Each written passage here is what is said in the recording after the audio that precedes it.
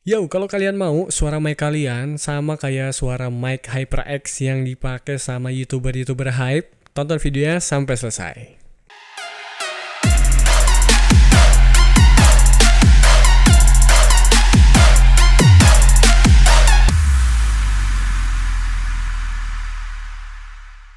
Yes, dan selamat datang di channel Silvan Udarana. Buat kalian yang baru aja mampir, jangan lupa buat subscribe dan hidupin lonceng notifikasinya supaya nggak ketinggalan video-video terbaru dari gua ya. Dan kali ini gua langsung aja, nggak usah banyak basa-basi lagi karena tadi juga udah bumper. Kita langsung aja bikin suara mic murah meriah kita, dimana kita pakai mic BM8000. Suaranya bisa menyamai kayak mic HyperX yang biasa dipakai sama streamer-streamer keren, kayak contohnya yang gua tahu tuh kayak Reza Arab. Terus juga kalau misalnya kalian tahu ada Medi, terus juga yang terkenal nih Ryzen ya, kalian pasti tahu Ryzen. Nah, dia juga kan pakai tuh mic yang merah. Nah, kenapa sih setelah gua lihat-lihat mic ini tuh dipakai sama banyak YouTuber atau streamer ya. Walaupun gue di sini nggak akan bahas fitur-fitur mic tersebut, tapi gue di sini meyakini bahwa suaranya yang dihasilkan oleh mic HyperX itu bagus ya. Udah gitu clear, noise-nya sedikit, terus juga sensitif ya kan. Nah, kita akan coba buat suara yang kayak gitu juga, tapi dengan modal yang minim ya, karena ya mic HyperX itu kalau kita lihat di marketplace itu kayaknya masih 2 juta sekian ya, 2 juta setengahan ya mungkin ya. Nah, kita akan pakai mic yang 200 ribuan ini which is 10 kali lipat ya harganya, tapi suaranya gue jamin kalian pasti masih bisa untuk gaya-gayaan lah ya untuk suaranya ya. Oke, sekarang kita akan mulai step yang pertama supaya mic kita tuh suaranya mirip kayak HyperX, yaitu kita pakai sound card eksternal ya atau audio interface. Nah, di sini karena basicnya mic BM8000 itu mic condenser, jadi kita butuh supply energi lebih supaya mic kita ini bekerjanya lebih optimal ya kan. Dimana kita butuh yang namanya phantom power. Nah, gue di sini menyarankan untuk pakai audio interface atau sound card eksternal yang udah punya phantom powernya. Kenapa? Karena supaya kalian nggak beli lagi gitu ya. Kalau misalnya kalian udah terlanjur beli sound card yang kecil-kecil ya, kayak yang kayak gini, nah gue saranin sih tabung sedikit ya. Atau kalau memang udah terlanjur beli ya kumpulin duit dulu, nabung lagi untuk ganti ke sound card yang udah punya phantom power ya. Contohnya kayak yang udah gue pakai ini Behringer Vuforia UM2. Kalau misalnya kalian mau lihat reviewnya ada di video gue di atas. Nah, di sini sound card ini itu udah punya phantom power sendiri ya. Jadi kalian udah nggak perlu lagi beli phantom power yang terpisah. Udah gitu dia juga udah punya inputnya banyak, terus knobnya juga oke. Jadi bukan cuma buat streaming, kalau kalian mau record audio, kalau misalnya kalian mau record gitar ya kan, mau record musik, itu udah oke banget suaranya ya.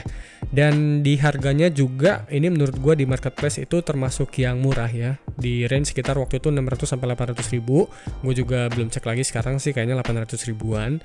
So dengan harga segitu kita udah bisa punya input yang oke ya. Jadi suara mic kita itu nanti akan terbantu dengan phantom power dan juga audio interface yang kita pakai. Oke, step yang kedua supaya mic kita bagus, itu kita harus ganti kabel bawaan dari mic BM8000. Nah, mic bawaan dari BM8000 ini pasti ujungnya 3,5 mm ya, yang dimana itu biasanya untuk jack HP ya, yang kecil.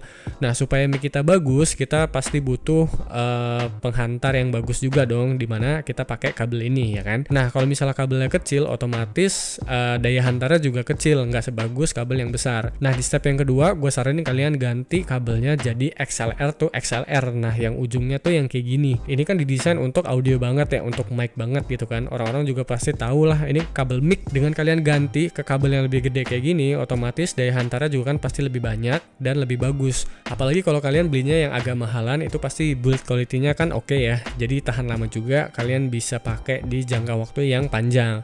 Udah dapat suara yang bagus, kualitasnya oke, dan juga tahan lama. Itu menurut gua worth it sih buat kalian ganti.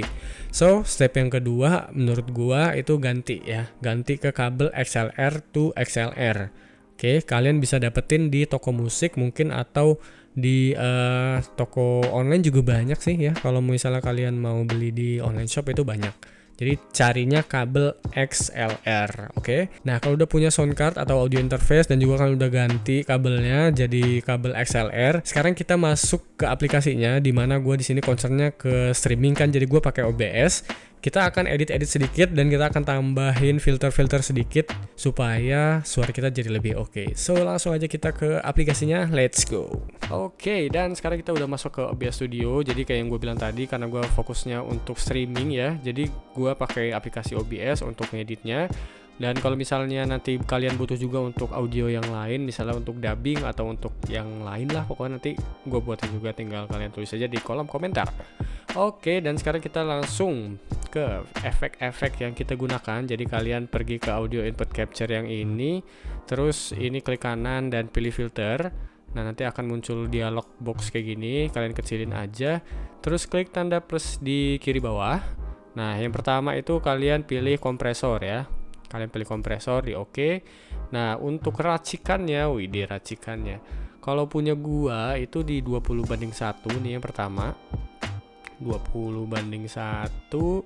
Terus yang keduanya di -18 tetap. Nah, untuk attack-nya gua bikin di 500 millisecond. Jadi dia bukanya full ya, bentok ya. Oke. Bukanya dibentuk, terus rilisnya ini gua buat di 702. Jadi dia nggak langsung selesai ya, masih ada delay 700 millisecond dulu. Terus untuk output gainnya ini kalian sesuaiin aja. Kalau misalnya output gain kalian tuh masih kecil nih, kalian naikin aja. Kalau misalnya udah cukup nih, kalian nolin aja nggak apa-apa. Atau kalau misalnya kegedean bisa kalian turunin juga. Tapi kalau di settingan gue itu gue naikin jadi 5 desibel lah kurang lebih, kayak gitu ya. Oke, jadi kompresor nih gunanya untuk menstabilkan suara kalian. Mau mic kalian tuh jauh mau deket, itu diusahakan suaranya stabil ya, volumenya ya, kayak gitu. Oke, sekarang setelah dikompres kita akan masuk ke efek yang kedua, klik lagi, terus pilih yang noise gate. Nah, pilih oke. Nah, jadi noise gate ini gunanya untuk kalau misalnya kalian pas diem tuh suara noise-nya tuh nggak ada gitu ya, jadi dia buka tutup ya, makanya ada close threshold, ada open threshold.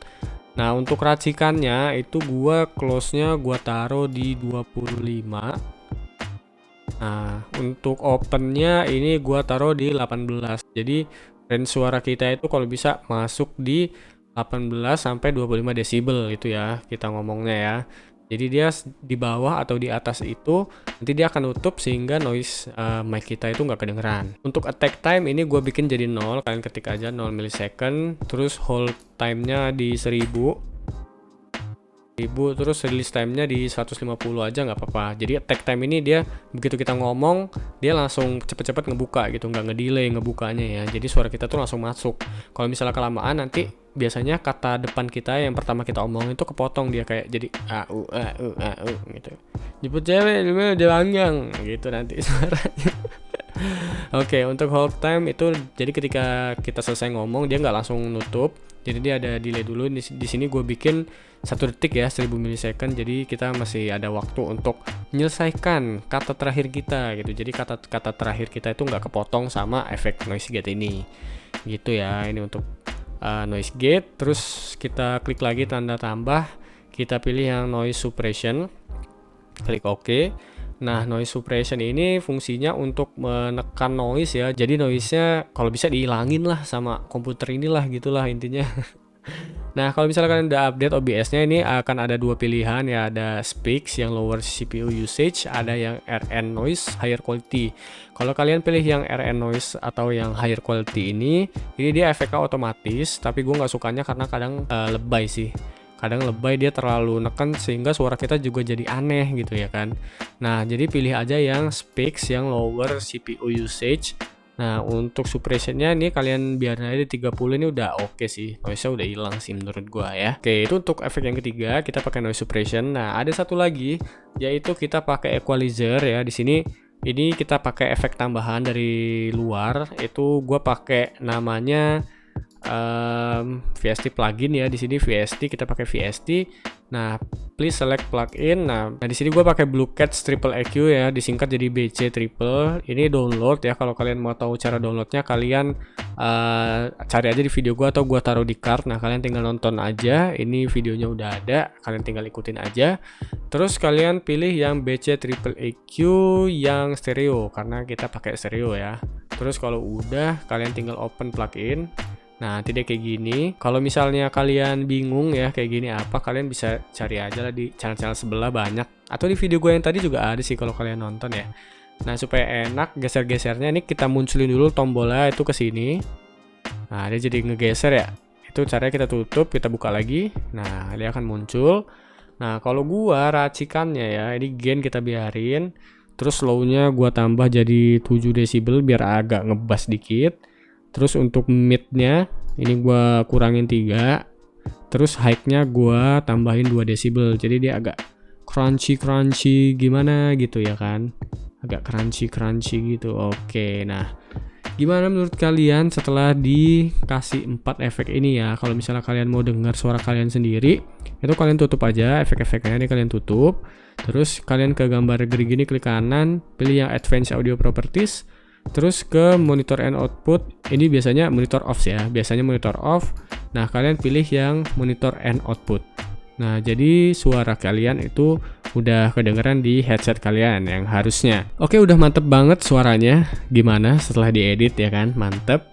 So, jangan lupa kasih tahu ke teman-teman kalian, buat kalian yang pengen mic BM8000-nya jadi cuy ami. Oke, itu dia tadi untuk tips supaya mic BM8000 kalian bisa menyamain kualitas audio dari HyperX ya, mic HyperX. Jadi gimana menurut kalian? Apakah suaranya udah oke sekarang atau belum? So, kalau misalnya kalian suka dengan video ini, jangan lupa klik tombol like-nya dan juga share ke teman-teman kalian yang mau jadi streamer tapi kualitasnya oke dengan budget minimum ya kan? Tonton channel ini, yakin gue lo jadi streamer yang sukses. Wadaw. Oke, thank you for watching. Jangan lupa di subscribe and share. See you on the next video. Peace out.